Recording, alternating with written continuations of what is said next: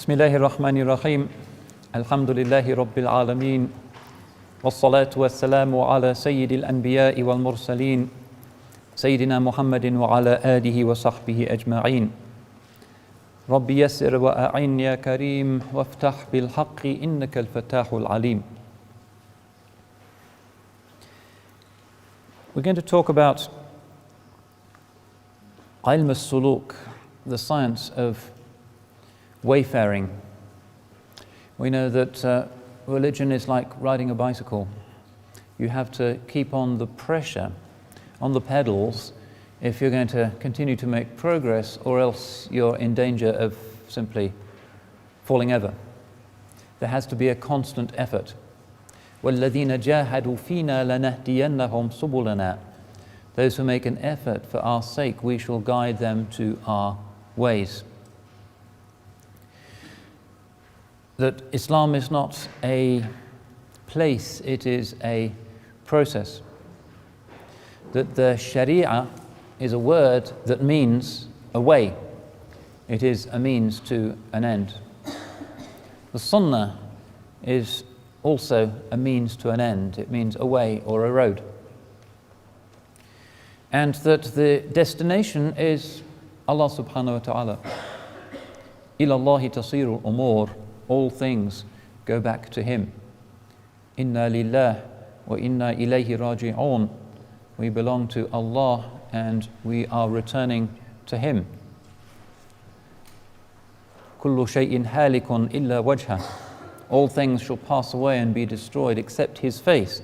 That's the nature of everything. It is being wound up and drawn back towards Him, back towards absolute unity, correctness, beauty, appropriateness. And we are part of that journey.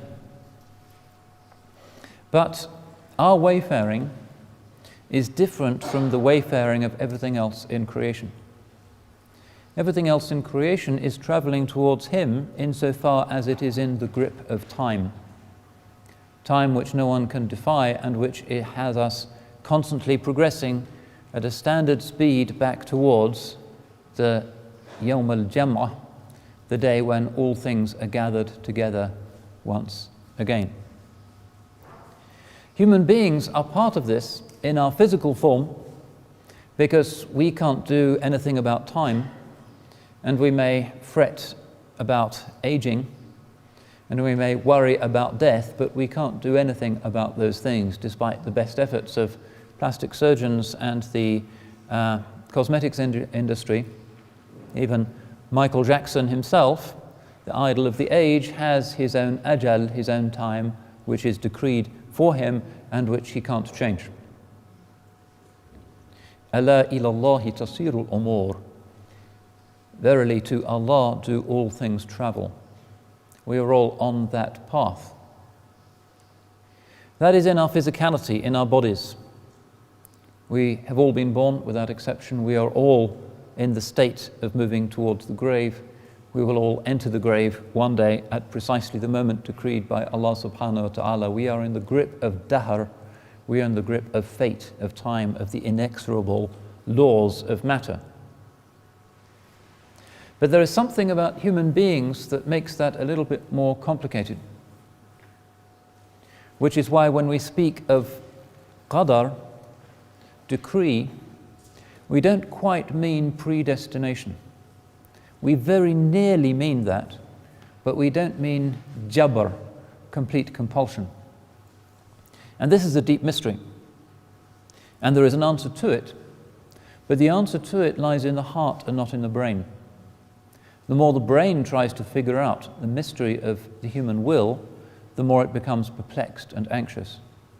Imam al-Ghazali says, وَأَمَّا سِرُّ الْقَدَرِ فهو الذي تحير فيه الأكثرون ومنع من إفشاء سره المكاشفون.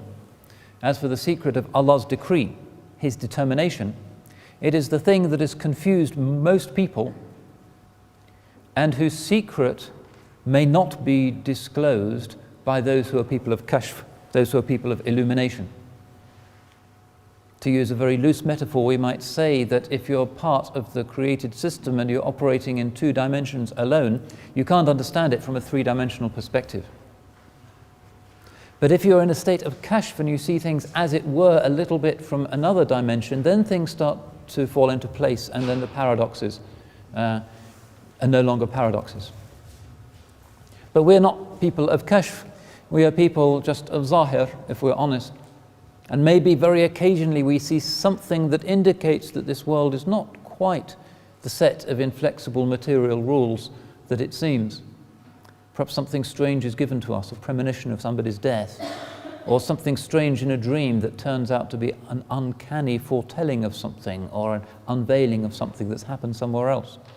Or two people who are emotionally very close to each other, or who might be twins, who have similar experiences even though they're in other countries. And all of these odd things, which are like brief peeps into the ghaib, which human beings, sometimes even if they're not believers, can be given. Sometimes that leads us to believe that this iron law of cause and effect, which seems to have us in its grip, is not quite what it seems, and that things are more complex than that.